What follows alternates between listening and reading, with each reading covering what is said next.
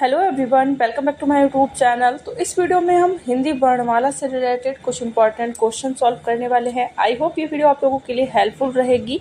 आप इस practice set को सॉल्व करिए और कमेंट करके जरूर बताइएगा कि कितने क्वेश्चन आपके सही हुए हैं। पहला क्वेश्चन है यहाँ पर कि भाषा की सबसे छोटी इकाई है शब्द, व्यंजन, स्वर या वर्ण। बताइए आंसर क्या होगा इसका। तो भाषा की सबसे छोटी इकाई जो है वो क्या है, वर्ण है। Option number D. अगला प्रश्न है वर्णमाला कहते हैं शब्द समूह को, वर्णों के संकलन को, शब्द गणना को, वर्णों के व्यवस्थित समूह को। बताइए आंसर क्या होगा इसका। तो इसका आंसर जो है वो हो जाएगा ऑप्शन नंबर डी, यानी कि वर्णों के व्यवस्थित समूह को क्या कहते हैं, वर्णमाला कहते हैं। निम्न में से कंठ ध्वनि कौन सी है, का, खा, या, रा, चा, जा, टा, रा। बताइए कौन सी है जो कंठ ध्वनि है।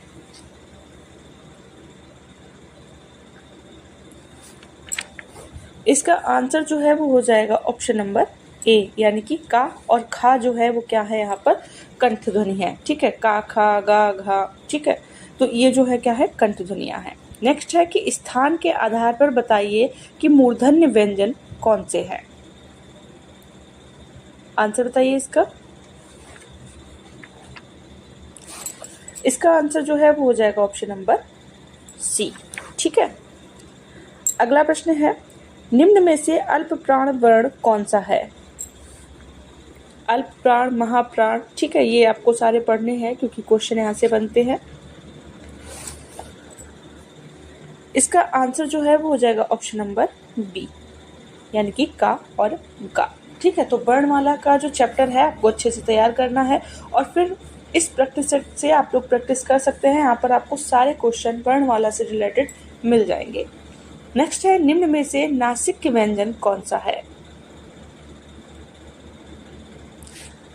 इसका आंसर जो है वो हो जाएगा ऑप्शन नंबर बी।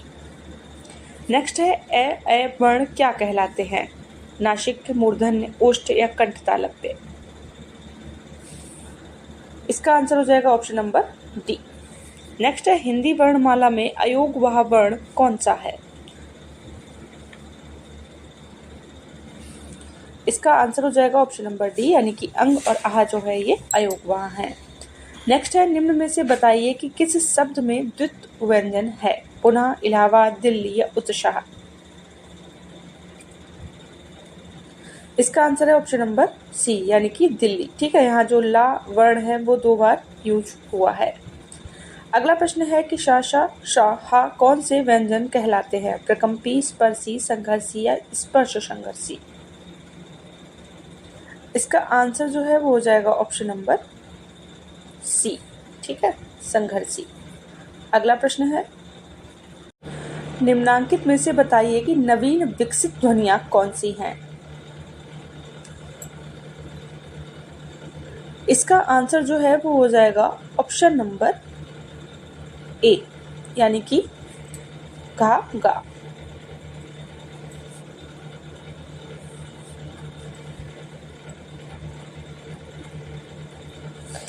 अगला प्रश्न है यहाँ पर निम्न में से कौन सा घोष वर्ण है। इसका आंसर होगा ऑप्शन नंबर सी, यानी कि जो माँ है वो यहाँ पर घोष वर्ण है। नेक्स्ट है कौन सा अमानक वर्ण है।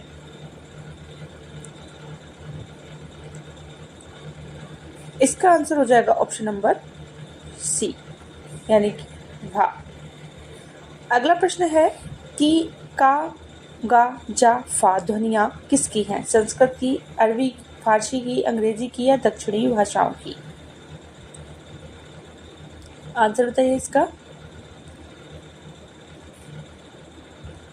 इसका आंसर हो जाएगा ऑप्शन नंबर बी, यानी कि अरबी, फारसी।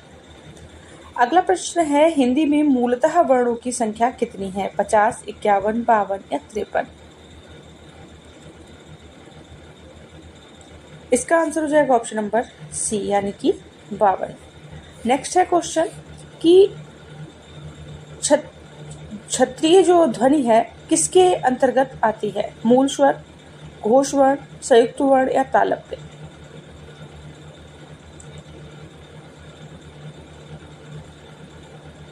इसका आंसर जो है वो हो जाएगा ऑप्शन नंबर सी, यानी कि संयुक्त वर्ण। नेक्स्ट है कि हिंदी शब्दकोश में छ का क्रम किस वर्ण के बाद आता है? आंसर बताइए इसका।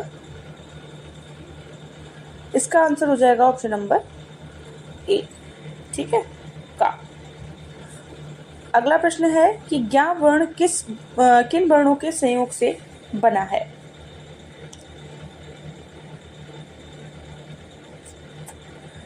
इसका आंसर हो जाएगा ऑप्शन नंबर बी।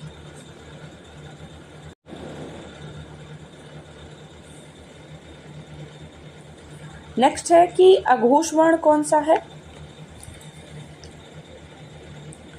इसका आंसर जो है वो हो जाएगा ऑप्शन नंबर डी, ठीक है। अघोष कौन सा है यहाँ पर? श है। अगला प्रश्न है कि घा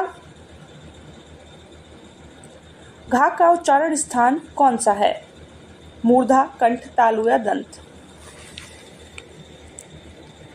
इसका आंसर होगा ऑप्शन नंबर बी। अगला है इनमें से संयुक्त व्यंजन कौन सा है?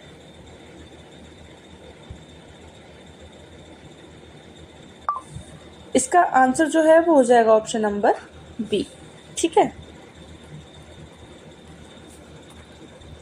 अगला प्रश्न है निम्नलिखित में से कौन सा वर्ण उच्चारण की दृष्टि से दंत नहीं है?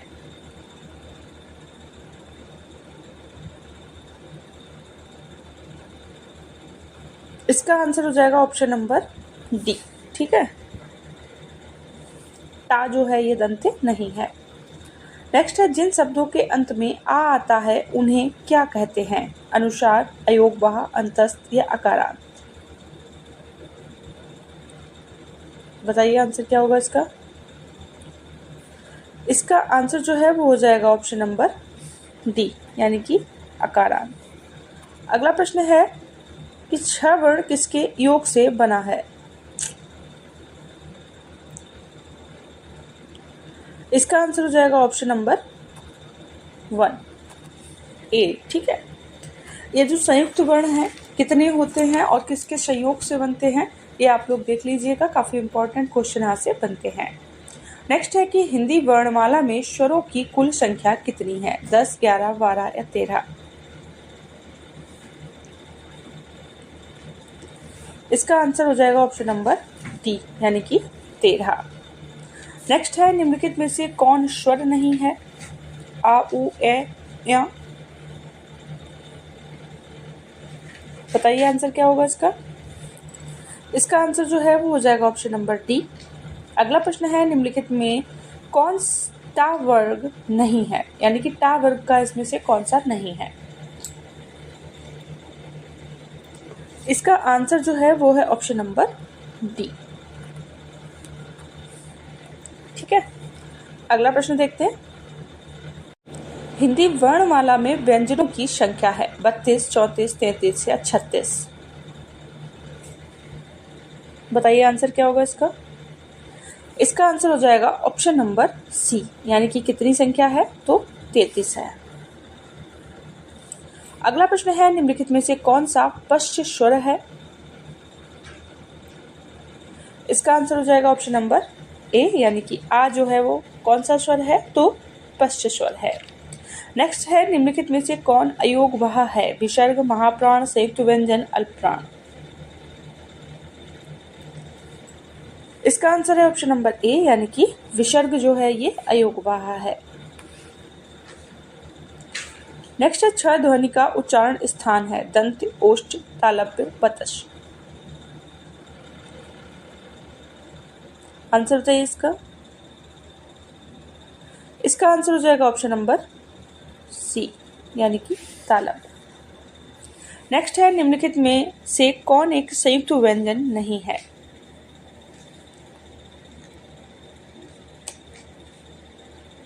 इसका आंसर जो है वो हो जाएगा ऑप्शन नंबर बी।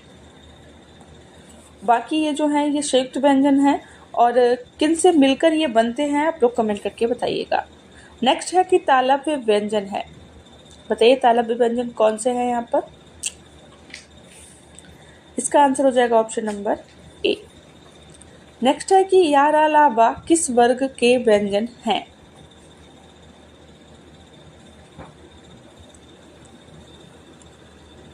इसका आंसर हो जाएगा ऑप्शन नंबर सी, यानी कि अंतस्थ।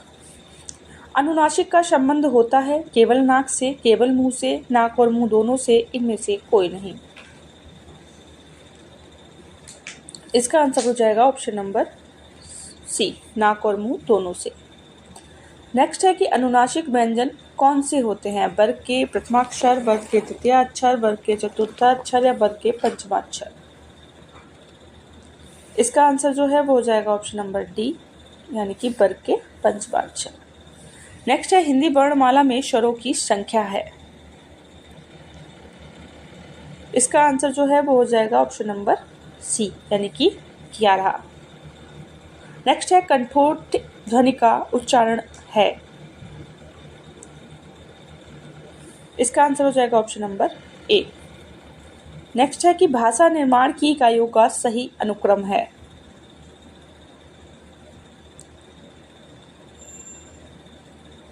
इसका आंसर है ऑप्शन नंबर डी, ध्वनि, शब्द और वाक्य। नेक्स्ट है निम्नांकित में से उच्चारण स्थान के आधार पर कंठ से लेकर मुख विवर में उच्चारित व्यंजन ध्वनियों का सही अनुक्रम है। इसका आंसर हो जाएगा ऑप्शन नंबर ए, यानी कि कंठ, तालव्य, वतश्च, दंत और ओष्ठ्य।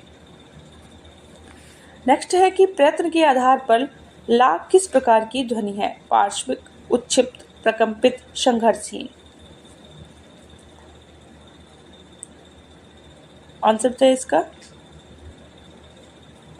इसका आंसर जो है वो हो जाएगा ऑप्शन नंबर ए, यानी कि पार्श्विक।